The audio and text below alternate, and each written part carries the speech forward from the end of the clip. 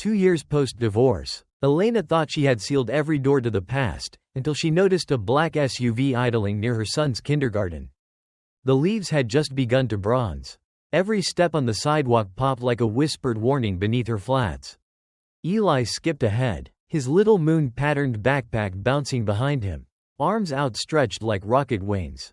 5, 4, 3, he murmured, counting his invisible launch. She smiled, tugging her trench coat closer as the morning breeze curled under it. The preschool's mural, a swirl of planets and hand-painted stars, welcomed them with familiar warmth. Children's laughter, the clatter of plastic lunchboxes, and the rustle of morning routine created a bubble of safety. Then she saw it. Across the street, parallel parked beneath a row of leaning sycamores. A black SUV idled, windows tinted, engine humming. Her eyes lingered, but only for a second. Seattle was full of oversized cars and overworked parents. Still, something felt off, like a song she almost remembered, and didn't want to hear. "Mommy." Eli waved a paper tube toward her.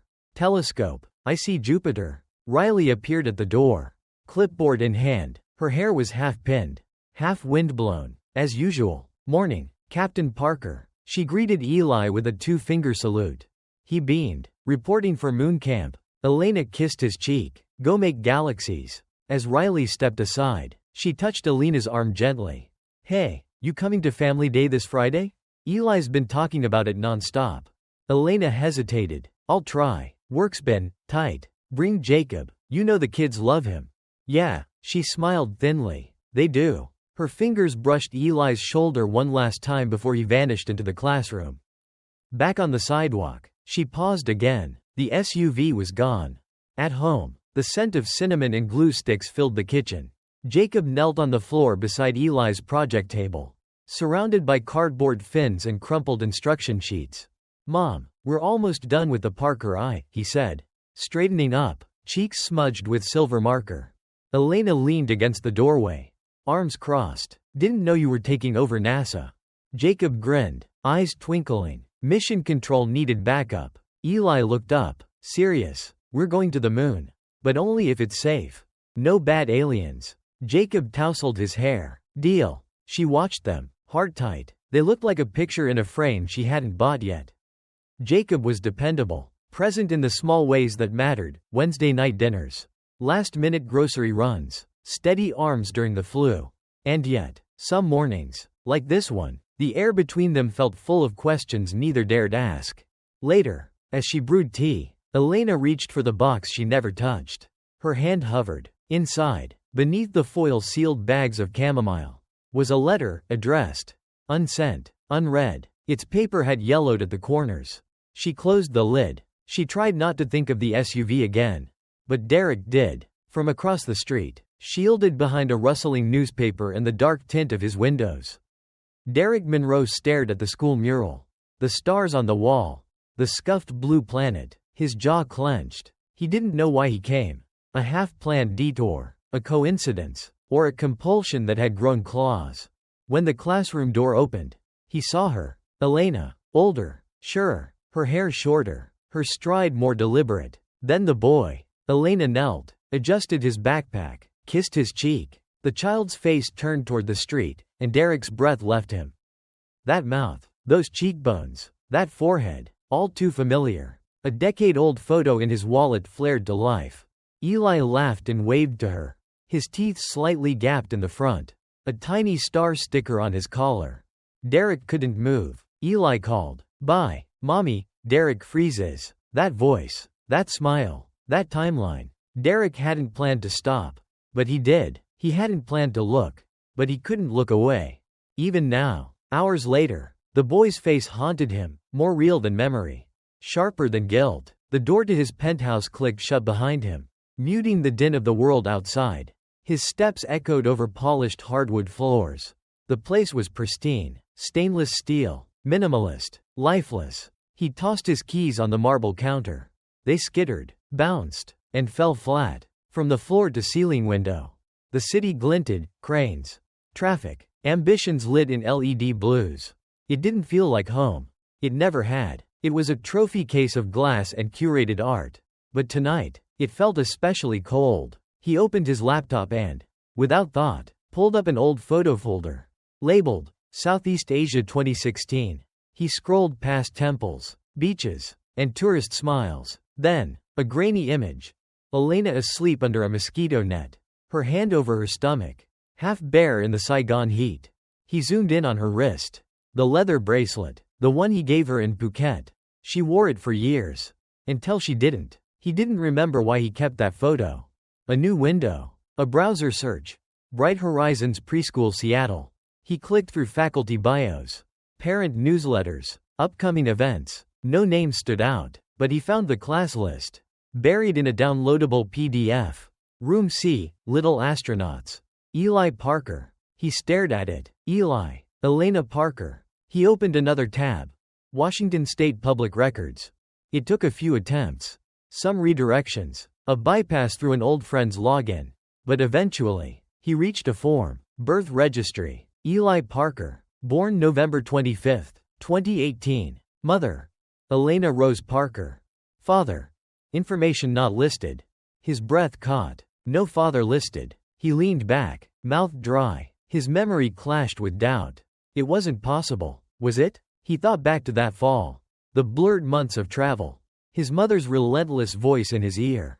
You need to leave her before she turns this into a trap. Derek. Madeline had said it while lighting a candle in her granite kitchen. Voice like she was discussing a real estate deal. She always spoke about Elena in third person. As if she were an unfortunate clause in a prenup. She's smart, I'll give her that, but don't mistake quiet for harmless. End it clean. No calls. No strains. He'd listened. Too easily. He had left a note. A bank transfer. And silence. Elena's call came weeks later, just one. You need to know. Her voice said on the voicemail. He deleted it. Back then, he thought knowing would mean losing. And Derek never liked to lose. Now, his cursor hovered over a new tab. He typed in the school's name again. This time, he found the parent directory. He copied Elena's listed address, somewhere in Green Lake, and cross-checked it with the kindergarten's emergency contact form. Now downloaded and sitting on his desktop. He opened the file. A birth date, November 25, 2018. 4 years ago. Almost to the day they split. His hands trembled. He zoomed in on the emergency contacts. The secondary guardian, Jacob Miles. Who the hell was Jacob? He stared at the screen, trying to make sense of the unraveling narrative. The boy had his jawline. That grin, crooked just left of center. Those fingers, long and tapered. The printer whirred to life. He hadn't realized he hit print. As the page spat out, the image of Eli's smiling face, star sticker on collar, stared back at him. He ran his hand over his mouth. He needed to hear her voice. Needed to feel how much of her was still the same. If any of her was still reachable. He picked up his phone. Found the number he swore he'd never use again. He dialed. It rang once, twice. Then the message. This number is no longer in service. Every bedtime story Jacob tells feels more permanent than he dares to believe. He sat on the edge of Eli's small bed. The covers a tangle of rocket ships and worn plush toys. The overhead lamp glowed soft amber, casting shadows like lazy satellites drifting across the ceiling. Tonight's story wasn't about pirates or aliens. It was about a fox who lost his tail but found his courage. Jacob read slowly, watching the boy's lashes flutter toward sleep. Eli's hand tugged at the collar of his pajama shirt, tracing a small constellation pattern stitched into the cotton. When the story ended, Jacob closed the book and brushed a lock of hair from Eli's forehead. The boy didn't open his eyes, but his voice was clear in the hush. What if someone else said they were my dad? Would you still read to me? Jacob didn't answer right away. His first instinct was to laugh it off, turn it into a game. But something in Eli's tone was too still, too pointed. He rested a hand gently on the boy's shoulder. Yeah, buddy, he said, after a pause. I'd read to you forever. Eli smiled sleepily. Okay. Downstairs. Elena paced the kitchen. Her arms were folded, the hem of her oversized sweater brushing the tops of her thighs. Riley's call from earlier echoed in her mind. He's been near the school. Twice this week. I saw him. Tall. Black SUV. You know who I mean. Elena had said nothing at first. Then a breath. Are you sure? I don't forget faces that caused earthquakes. Now she stared at the kettle as it rattled on the stove. Its whistle building like a scream. She turned off the flame before it peaked. Lifted the tea box from the shelf. She hadn't touched it in 2 years. She opened the lid slowly. Beneath the usual sachets, peppermint, chamomile, sleepy lavender, lay the folded letter. No stamp, just his name written in a moment of trembling decision. She held it in both hands. The paper felt lighter than memory. Upstairs, Jacob was dimming the hallway light when she entered. He turned, his face warmed with the habitual calm he carried like armor. "Is he down?" she asked. He nodded. "Fox made it home. Tail or no tail." She managed a smile. Jacob stepped closer. "Everything okay?" Elena hesitated, then placed the letter back in the box. "Out of sight. Just tired." He watched her too long to believe it. But he didn't press. Later that night, he stood alone in the kitchen, folding paper into star shapes. Eli had started a new ritual, one paper star for every dream. They hung them on strings near the window. A galaxy of secrets swaying in the draft. Each fold came with a wish. Though Jacob didn't say his aloud. He reached for another strip of paper. This one yellow like the sun. His fingers moved automatically, crease over crease. Then Eli's voice called from the stairs. "Jacob?" He turned. Eli stood there barefoot, clutching a paper in his small hand. "I made this. For you." Jacob knelt as the boy came forward and placed the drawing in his lap. Crayon lines swept across the page, stars, a half moon, and a figure standing by a gate. The man's face was only outlined, but something about it was eerily familiar. The angle of the shoulders, the tilt of the chin. Eli pointed at the figure. "This is someone I dream about. I think he's looking for me. I just want to know the truth." Derek says, stepping in front of Elena's car. The rain hadn't stopped all morning, just shifted between mist and drizzle. Elena's windshield wipers dragged slowly, squeaking with exhaustion. She gripped the steering wheel, jaw tight. The preschool parking lot was half empty. Wet pavement reflecting the orange glow of the street lamps like an oil painting of fire and fog. She didn't see him at first. He stepped from behind a parked van. Hand raised, not aggressive, not hesitant, just there. Elena braked. Too hard. Derek's face was shadowed under his hood. But there was no mistaking him now. His eyes, the slant of his mouth, that scar above his brow she'd once traced with her fingertip in a Hanoi guesthouse. She cut the engine. Neither moved for a second. Then she opened the door. Slow, deliberate. Rain hit her coat in fat drops. She didn't speak. He lowered his hood. "I just want to know the truth." She took 2 steps forward. Her breath misted between them like smoke. "You don't get to ask that," she said, her voice low. "Not after silence this loud." He shook his head. "You think I wouldn't have come? If I had known? I think you didn't want to know." "That's not fair." "You want fair?" she said. Louder now. "I left a message. I sent an email. I wrote a damn letter. You remember voicemail, right? The one that started with, 'You need to know.'" He stiffened. She opened her bag and pulled out a small envelope. Slightly worn, edges curling. "This," she said, "was meant for you." He stared at it. "I gave it to your mother." She continued, "Because you blocked my number. Because I thought maybe, just maybe, there was still a door somewhere in you that could be opened." Derek's face twisted. "She never gave me." "I know," Elena interrupted, "because if she had, you'd have known his name before yesterday." He stepped back as if struck. His gaze darted across the lot, to the school entrance where figures moved behind fogged glass. "Elena," he said, his voice cracking, "he's my son. He's his own," she replied. For a moment, only the rain spoke. Then Derek, quieter. "I'm not the villain." She folded the letter into his hand. Gently but firmly. "Don't confuse absence with innocence." Behind them, the door to the school burst open. "Mommy." Eli bounded out, lunchbox swinging. Riley right behind him with a half-panicked expression. Elena turned just in time to kneel. Eli clutched her waist, then looked over her shoulder. Eyes wide. He tugged her sleeve. "Who's that man, Mommy?" 3 adults, 1 child. Only 2 chairs at the school's family day. The folding chairs squeaked on the linoleum floor of the preschool's multi-purpose room. Blue streamers hung like lazy comets above paper planets spinning from fishing line. The scent of glue sticks and apple juice wafted through the air like nostalgia and nervousness. Elena stood near the welcome table. Scanning the crowd, Jacob held Eli's hand on one side. Derek hovered on the other. His badge awkwardly clipped to a lanyard that read, Astronaut Parent. Riley's eyes darted between them. Clipboard in hand. You all made it. Great. Jacob smiled, though his grip on the juice box he was holding tightened. Wouldn't miss it. Derek cleared his throat. Glad to help. Space storytelling booth, right? Riley nodded, too brightly. Just inside the tent. It was a small plastic dome the PTA rented.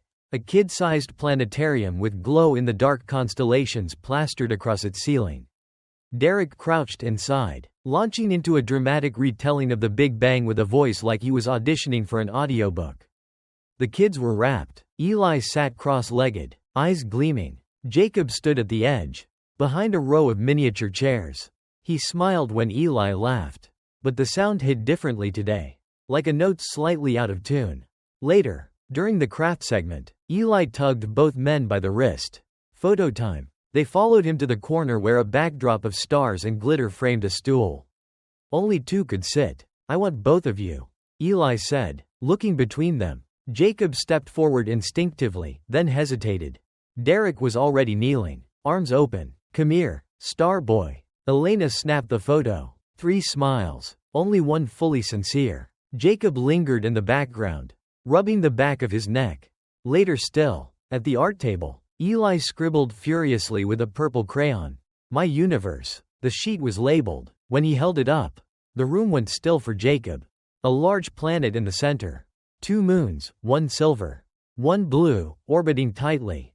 The moons had names. He could tell, even if they weren't written. Elena touched Jacob's arm gently. You okay? He nodded too fast. Yeah, just a lot of glitter. Eli ran off to show Riley his drawing.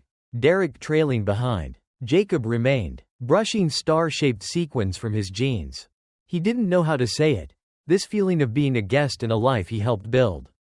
A whispering suspicion that maybe presence wasn't enough if you weren't written into the origin story. He stepped outside for air. Parents milled about with cupcakes and juice pouches. Laughter floated up like helium balloons, drifting toward the clouds. Then he saw her, at the far edge of the playground, beneath the arch of painted rockets. A woman stood. Her coat was bone white, immaculate, a string of pearls coiled at her throat like a warning. She watched with eyes sharp as winter sun.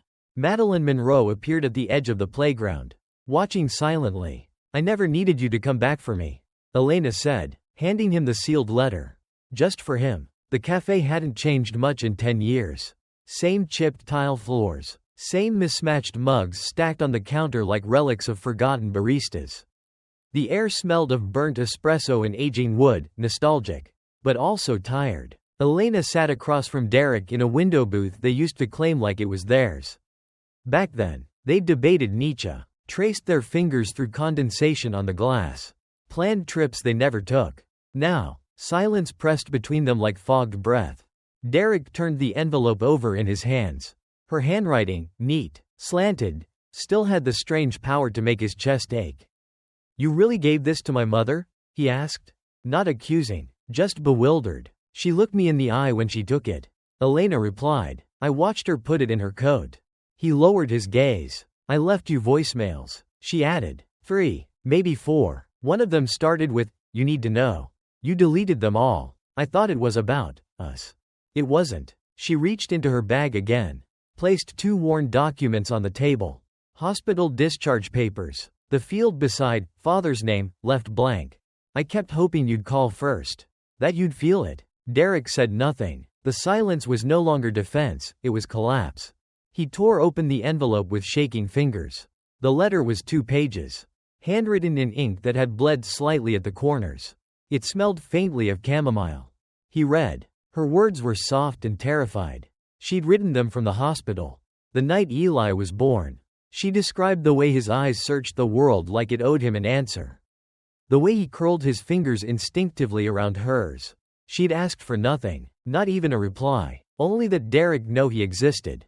Halfway through, his eyes blurred. I didn't know, he whispered. I swear to you, I didn't, but you didn't ask either. She said gently. He looked up, eyes raw. Is it too late? Elena's expression didn't soften, but it steadied. You missed the beginning. but you can still choose the middle. Derek folded the letter with reverence.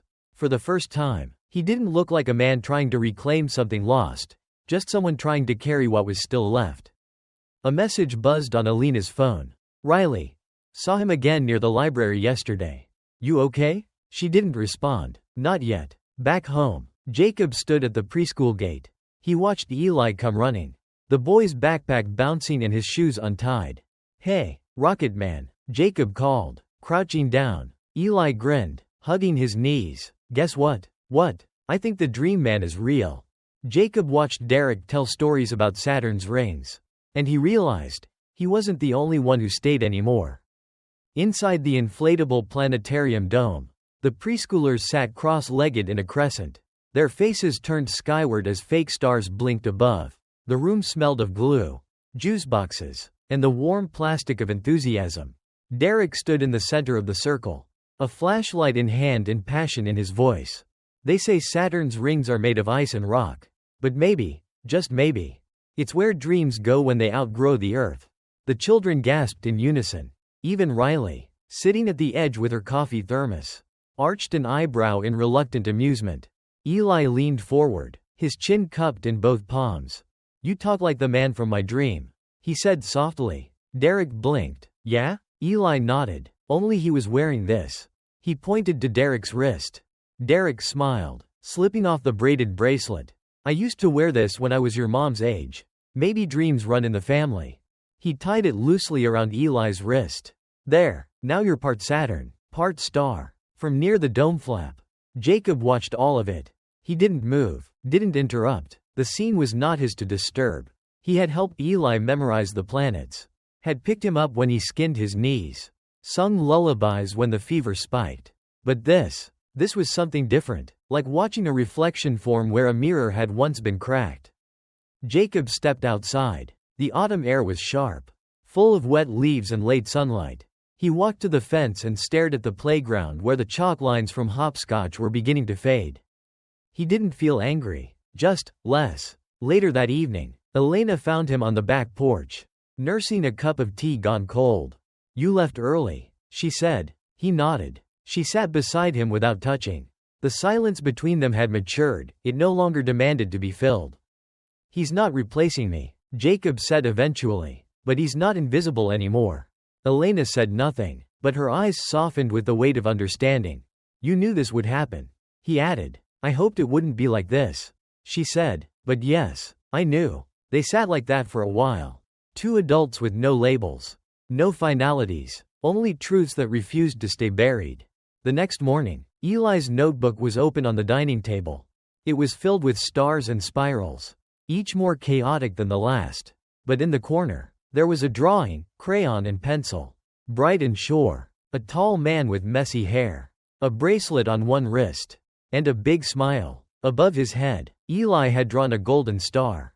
Next to it, in clumsy print, he had written, My other sky.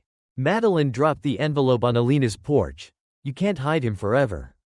The air smelled of pine and wet concrete. The fog still heavy enough to blur the edges of fences and flower pots. Elena opened the door in her robe, steam from her coffee cup curling into the chill. Madeline stood prim and unflinching in her white coat, lips a line of practiced disdain. She placed the manila envelope carefully on the doormat as though it were a holy edict. You should read it, she said, turning before Elena could respond. Inside was a notice of intent to establish paternity, signed by Derek's legal representative and backed by Madeline's private firm. Paper thick enough to cut with its weight.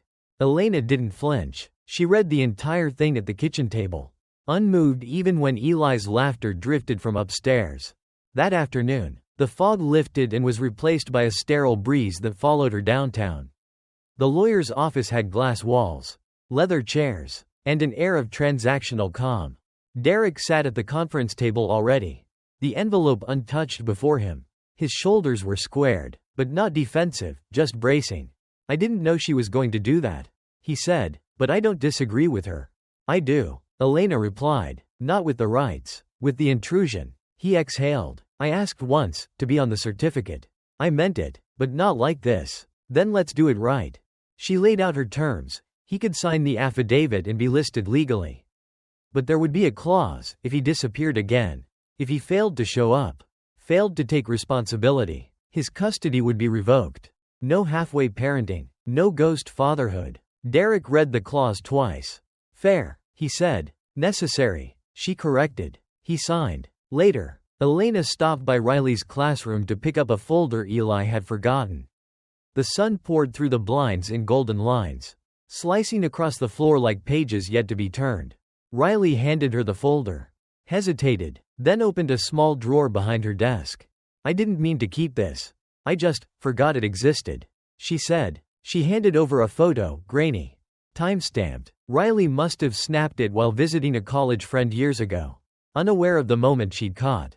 Madeline stood in a foyer, holding a cream-colored envelope identical to the one Elena had once entrusted to her.